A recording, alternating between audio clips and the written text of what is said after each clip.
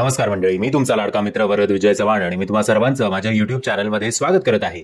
मंडळी, आज रिलीज झालाय फक्त एक मराठी सिनेमा. म्हणजे जरा अतिशयोक्ती वाटते असं बोलल्यानं आणि जरा बोलायला पण वेगळंच वाटतंय की शुक्रवारी फक्त एक मराठी सिनेमा रिलीज झालाय बुवा.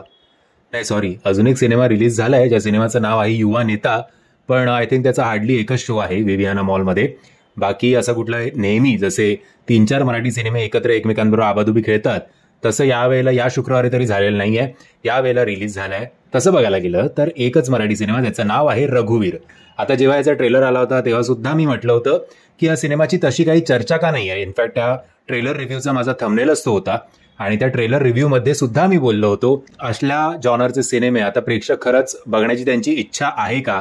कारण अलीकडे महात्मा फुलेंवर पण काही सिनेमे आले, अजून थोर नेत्यांवर, ऍक्च्युली नेता नाही बोलू शकत आपण, असं बोलूया की ज्या समाजसेवकांवर ज्यांनी समाज बदलण्याची हिंमत दाखवली त्यांच्यावर अलीकडच्या काळात जे जे सिनेमे आले ते सगळे तोंडावर पडलेत. सो मी त्या ट्रेलर रिव्ह्यू मध्ये सुद्धा म्हटलं होतं की खरंच आपल्या प्रेक्षकांना, आपल्या लोकांना हे सगळे या जॉनरचे सिनेमे बघण्याची इच्छा आहे का, की आत्ता त्यांना टेन्शन फ्री 3 तास घालवायचे की मला माझ्या आयुष्यातले सगळं टेन्शन्स विसरून मला 3 तास पैसे खर्च करून, कारण आता सिनेमा बघणं काही स्वस्त गोष्ट राहिली नाही आहे, सो पैसे खर्च करून मला सिनेमा बघायचा आणि एंटरटेन व्हायचं आहे.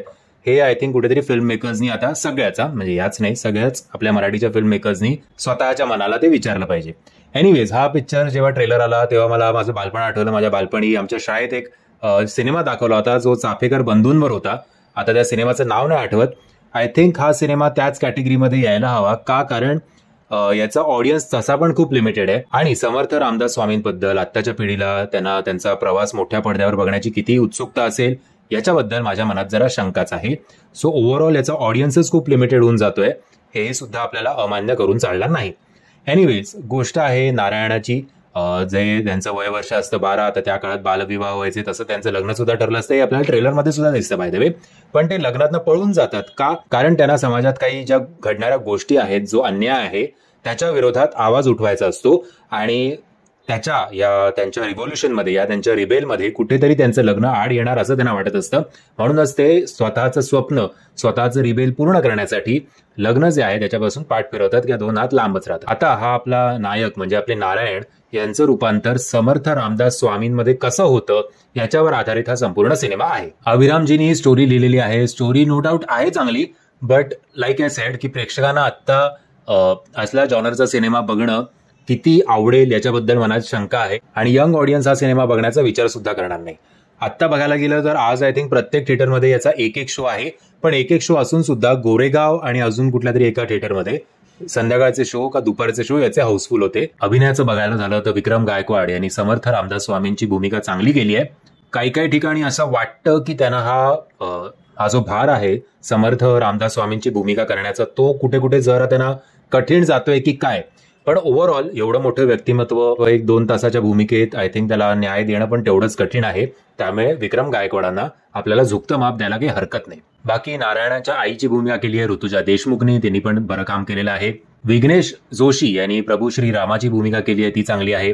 बाकी अनेक मोठमोठे कलाकार आहेत. राहुल मेंदळे, भूषण तेलंग, वर्षा दांडेळे, मौसमी तोंडवळकर, अनुश्री फडणीस, गणेश माने या सगळ्यांनी स्वतःच्या भूमिका खूप चांगल्या केल्या आहेत. काही नावं मी विसरलो असेल त्याच्यासाठी माफी. ओव्हरऑल माझं असं स्पष्ट मत आहे की बॉक्स ऑफिसवर हा सिनेमा काय करेल माहिती नाही.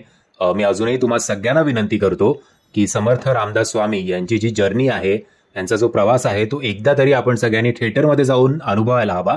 आणि या मेकर्सना सुद्धा विनंती आहे की जे आपले गव्हर्नमेंटचे स्कूल कॉलेजेस असतील तिकडे तुम्ही याचं एक डॉक्युमेंटरी शो म्हणून किंवा अॅन्युअल डेला असं दाखवू शकता.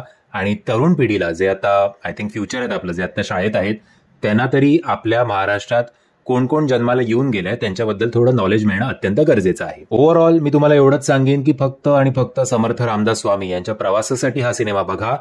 आत्ता ऑब्व्हियसली कमर्शियल ऍस्पेक्ट आणि असं हे या सिनेमाकडनं अपेक्षा करणं चुकीचं आहे, पण ऍटलिस्ट आपल्या पुढच्या पिढीला आपण हा सिनेमा दाखवणं गरजेचं आहे.